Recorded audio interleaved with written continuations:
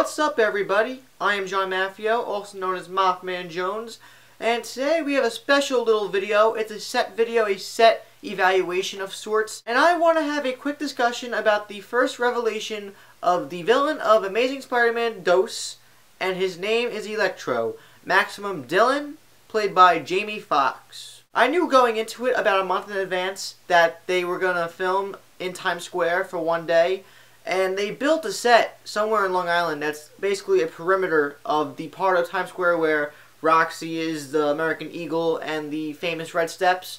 But yes, they filmed last night, and I found out a couple days ago, and you know what? I was available, so I took a train last night to the city to check it out. I wasn't there for that long, but it was a pretty electrifyingly memorable night because I saw Jamie Foxx in the flesh. And upon watching them film, I saw one scene being filmed. They were going to film adjacent to it in some theater next to American Eagle, but I didn't get the chance to see it because they closed off the streets, so I left it to that. But this is what I did see. It's a typical New York City night in Times Square whenever the scene's taking place, and apparently Jamie Foxx's Electro character is in the midst of the process, and I have a feeling that the Electro character will transition through the course of the film, getting from very subtle to very coarse and rough and out of control. I think that this Times Square sequence will be in the middle of the movie or somewhere near the beginning because he's not fully transcendent into the Electro character yet. Jamie Foxx was wandering the streets of the Times Square set very achy and he looked like he was in pain. He was walking with a limp, he had his hood on like this, and he was looking at the ground. He had his hand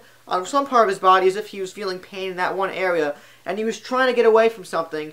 And the camera just pans back with him on a dolly, and eventually it just looks up into the sky, like in an angle, like a sort of 60-degree angle, and that's where I think we're going to see Spider-Man come onto the scene, because I think Electro accidentally electrocuted or even maybe killed an innocent person. In preparation, they were spraying water all over their closed set, which leads me to believe that something very dangerous is going to occur, because water and electricity, you gotta put two and two together, something very bad's gonna happen. My personal impressions on the Electro appearance, from my distance view, all I saw was a guy in a hood looking like the Emperor from the original Star Wars trilogy. There were these little LED lights going across the hood, and I'm thinking they're going to take those out in post-production to make it look glowy, or electricity spawning off of his body onto the clothes that he's wearing, like static electricity. Bottom line, he looked like the Emperor. But upon seeing the new, more focusedly detailed set pictures, I think he looks really cool. This is obviously not the final product because he's only wearing a hood, so he definitely has a costume down the line. And they were obviously not going to use the green and yellow classic attire because, let's face it, it's cheesy, it's goofy, it's nonsense. Sam Raimi would have probably used it in his films, but not with Mark Webb. The Ice Age cometh! If you don't know much about the film process, they will be touching up on those effects in post-production too, because that is really cool, the aesthetics right now, but there definitely is more to it. But he's light blue, he has electricity forming throughout, presumably his whole body, leading up to the sides of his neck, running up his veins, onto his cheeks, all over the place. I would die, if I was green, I would die. He's blue, he's ominous, he is creepy, apparently evil, and he just looks very imposing as a threat. Without the full scoop, and by the full scoop I'm talking about his detailed character arc, how he relates to the entirety of the plot of The Amazing Spider-Man 2, we don't truly know what's going on. I was very much looking forward to the portrayal of the Lizard in the first movie, and I did like the movie, but we all know how that turned out. It was pretty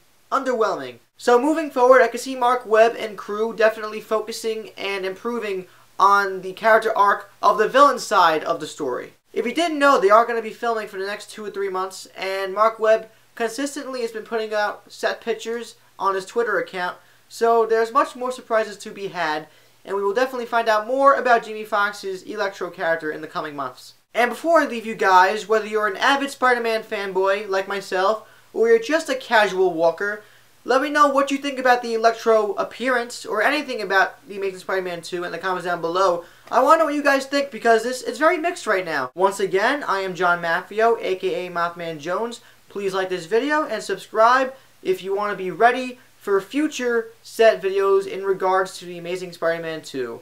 Take care, guys.